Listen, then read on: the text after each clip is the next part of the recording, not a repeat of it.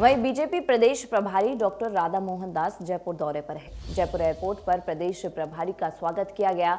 वहीं उन्होंने मीडिया कर्मियों से बातचीत की, जहां उन्होंने कांग्रेस पर हमला बोलते हुए कहा कि अंतः उपचुनाव ने सिद्ध कर दिया कि बीजेपी इस देश में कितना निष्पक्ष चुनाव करवाती है।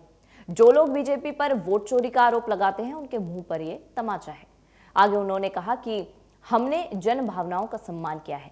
65 साल कांग्रेस ने जुमलेबाजी की। अशोक गहलोत राजस्थान छोड़कर बिहार चले जाएं। बिहार में जो कांग्रेस के 6 विधायक जीत कर आए हैं, वो भी शायद जल्द जेडीयू में जाने वाले हैं।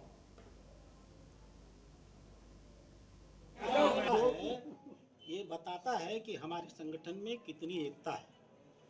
यह बताता है कि हमारे सारे राजनेता एक मत होकर के पूरी ताकत से भाजपा के विचारों और सिद्धांतों के अनुरूप काम कर रहे हैं। अब देखिए कहाँ थी कांग्रेस और कहाँ पहुंच गई। बिना फूट के तो पहुंची नहीं। और अभी तो उनके जो 6 विधायक किसी तरह से बिहार में जीत के आ गए हैं। मैंने सुना है, मैं भाजपा की बात नहीं कर रहा हूँ, मैंने सुना है वो सब कांग्रेस छोड़ करके जनता दल यू में जाने वाले हैं।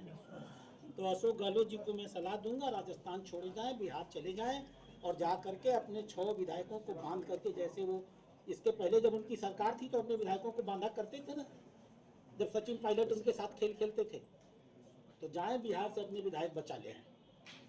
गहलोत जी धीमे धीमे मुझे लगता है कि टाइम बाहर हो गया।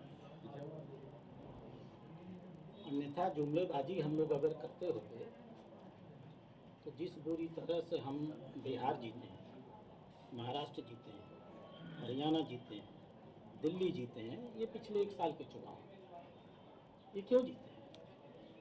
इसलिए कि माननीय प्रधानमंत्री का बोल और जनता का मन दोनों समरस हो चुका है। माननीय प्रधानमंत्री जो कुछ भी संवाद करते हैं वो सीधा जनता के दिल में उतर जाता है।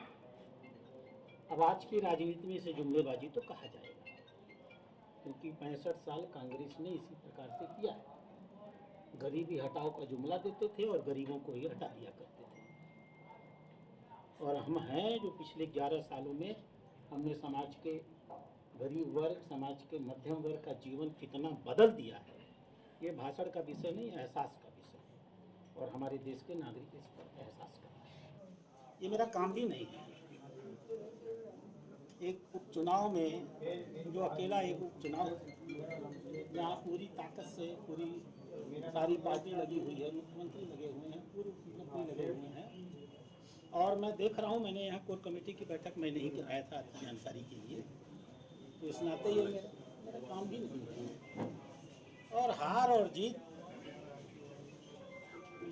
ये तो राजनीति का जीवन का आम हिस्सा है। हम बहुत चुनाव जीतते हैं, एक आध चुनाव कभी कभी उनको जिताते रहेंगे तो जिंदा तो रहेंगे।